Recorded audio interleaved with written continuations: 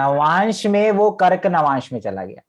That Mercury will have the influence of moon prominently. Okay.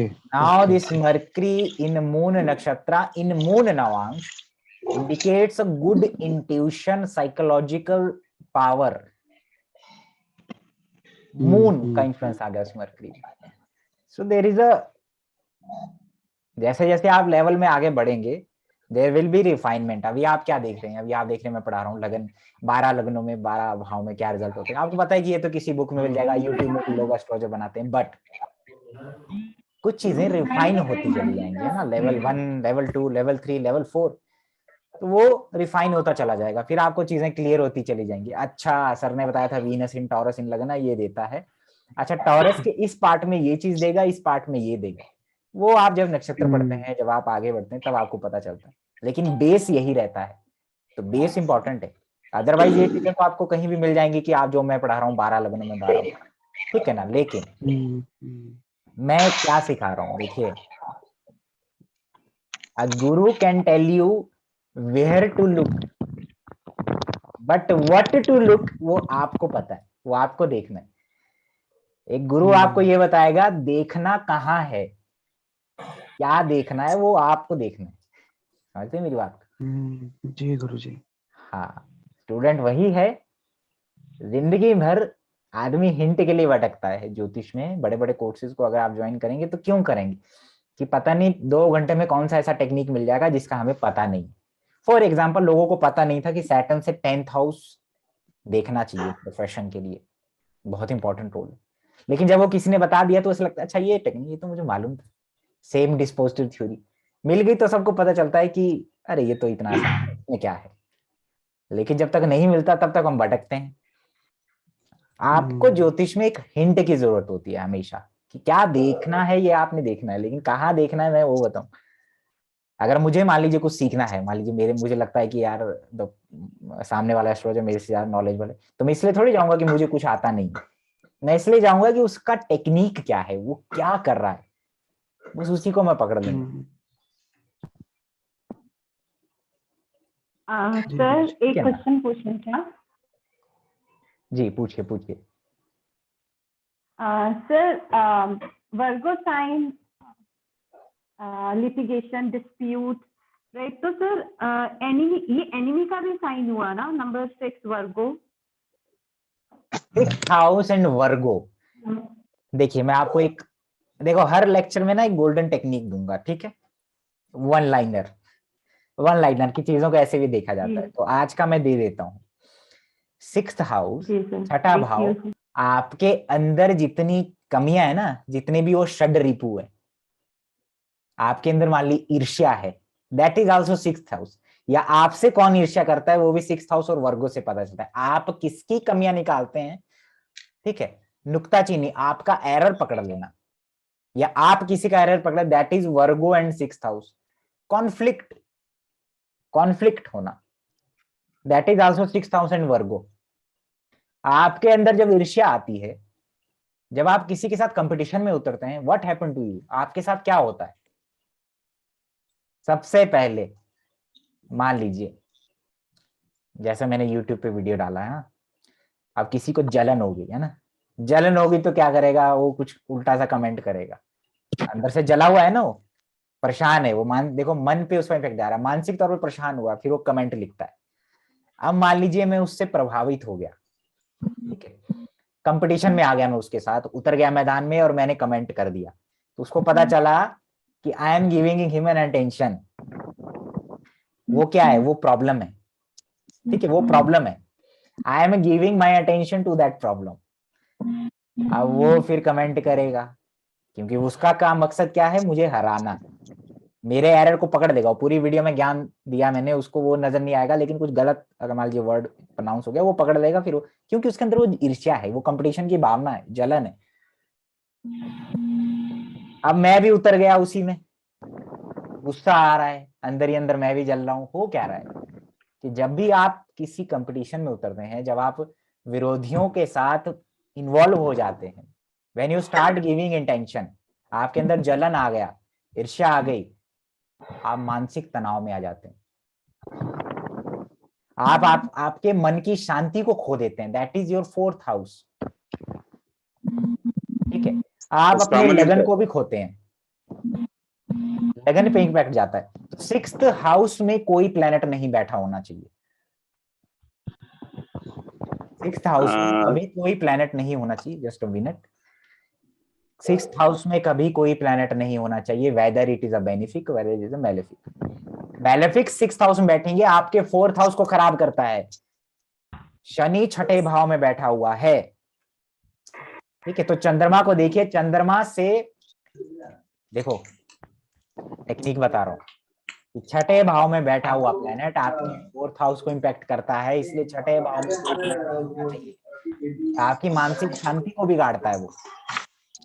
अगर किसी के chart में मान लीजिए 6ठे भाव में बैठा हुआ है मंगल, ठीक है, मान लीजिए मकर लगन है, ठीक है, समझिएगा चीजों को, 6ठे भाव में मंगल बैठा, ठीक है, तो 4th को इंपैक्ट करेगा, वो 4th को बिगाड़ेगा, 4th को बिगाड़ेगा वो मदर को, आपकी मानसिक शांति को, मदर की हेल्थ को। ठीक है, अब देखिए कर्क राशि कहां पड़ती है, कर्क राशि पड़ती है 7th हाउस में। मान लीजिए वहां मून बैठा हो और 9वें भाव में 6th का लॉर्ड मरकरी बैठ जाए, कैप्रिकॉर्न असेंडेंट में 6th का लॉर्ड मरकरी हो गया, तो पहली बात जो 6ठे भाव में बैठा हुआ प्लेनेट है वो टक्कर मारेगा 4th हाउस को, फिर जो 6th लॉर्ड है वो टक्कर मारेगा मून को, अपने से 11वें को। क्या हो गया, दोनों तरफ से मदर को प्रॉब्लम हो गया। और याद रखिए 6th लॉर्ड से 11वें भाव में जो भी प्लेनेट बैठा हुआ है, 6th लॉर्ड की जब भी दशा चलेगी उसको प्रॉब्लम करेगा। So your problems don't deserve your attention. ठीक है ना, तो कॉन्फ्लिक्ट है, जलन है, वो ईर्ष्या, वो सब 6ठा भाव होता है। सर आपकी एक आपकी वीडियो है मून से 9 हाउस, तो अगर एक्सॉल्टेड मून हो और 9th हाउस पे डेबिलिटेड जुपिटर, तो उसको कैसे एलिब्रेट करेंगे? मून से 9th हाउस वो डिजायर है जिसके पीछे आप भागते हैं, और जब तक वो पूरा नहीं होता आपका लाइफ एक स्टैग्नेंट होता है।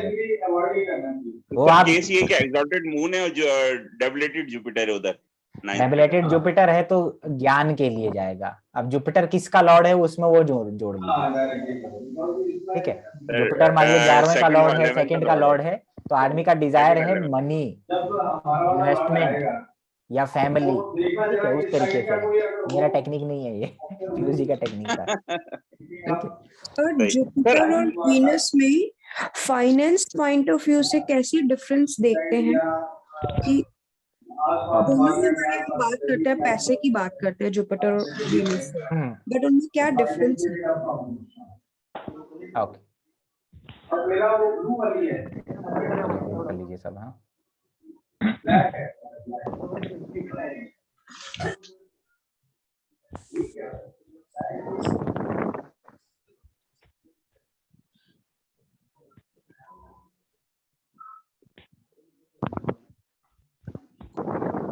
अच्छा देखिए टेक्निक क्या था अभी का, पता है आपको? समझ रहे हैं मेरी बात को? 6th भाव में जो प्लैनेट बैठता है वो अपने से 11वें यानी 4th को इम्पैक्ट करता है, इसलिए 6ठे भाव में कोई प्लान नहीं होता। आप देखिए आपके अंदर जब कंपटीशन होता है, जब आप एनिमी से जाते हैं, कोर्ट केसेस में जाते हैं, तो आपका मानसिक शांति खराब होता है। ठीक है, दूसरा आप मून को देखिए, मून से 3rd हाउस में मरकरी भी बैठा हो तब भी ये टेक्निक लगेगा। क्यों?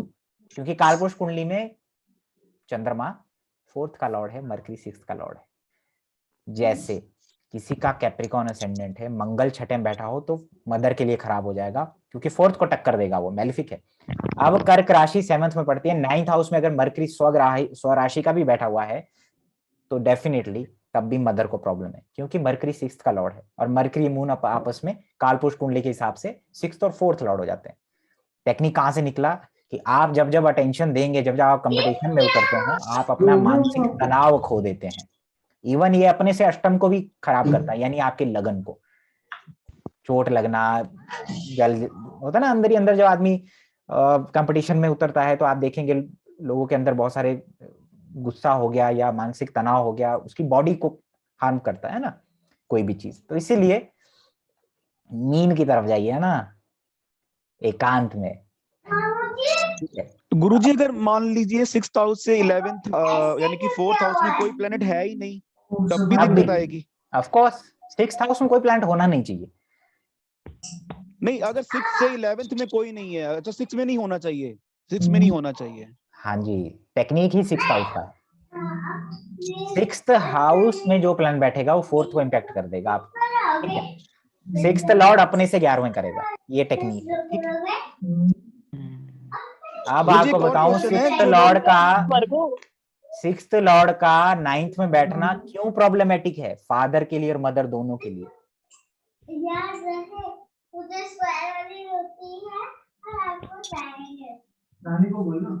मान लीजिए सर म्यूट कर दीजिए, बहुत डिस्टर्ब हो रहा है। हाँ मैं सबको म्यूट कर रहा हूँ।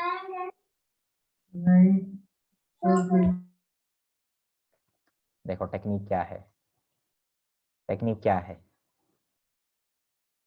ये सूत्र होते हैं और हमेशा हमें कारक, भाव और भावपति इनको याद रखना होता है, ठीक है। अभी टेक्निक क्या है, छठे भाव में जो प्लैनेट बैठा, एक तो होता है छठे भाव का लॉर्ड, मान लीजिए वो 9th हाउस में बैठ गया, ठीक है। तो छठे भाव में जो प्लैनेट बैठा वो 4th को इम्पैक्ट करता है। टेक्निक निकला कालपुरुष कुंडली से कि जितना आप अटेंशन देंगे, जितना आप दूसरों में नुक्ताचीनी करेंगे, कंपटीशन में उतरेंगे, कॉन्फ्लिक्ट में उतरेंगे, आपका मानसिक शांति और लगन को खराब करता है। तो जब 6th लॉर्ड 9th में बैठता है, it is one of the worst condition. 6th Lord का 9th में बैठना, it is the worst condition, एक तो आपके फादर के लिए, दूसरा आपकी मदर के लिए। क्यों?